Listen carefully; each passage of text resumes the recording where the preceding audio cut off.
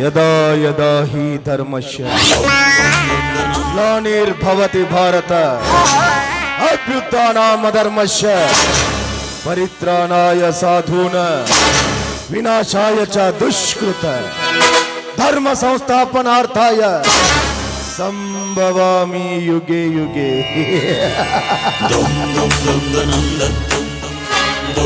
ಏನಪ್ಪ ಖಳನಾಯಕನ ಬಾಯಲ್ಲಿ ಸಂಸ್ಕೃತದ ಶ್ಲೋಕ ಬರ್ತಾ ಇದೆ ಅಂತ ಆಶ್ಚರ್ಯ ಪಡ್ತಾ ಇದ್ದೀರಾ? ಇದ್ರ ಅರ್ಥ ಏನ್ ಗೊತ್ತಾ?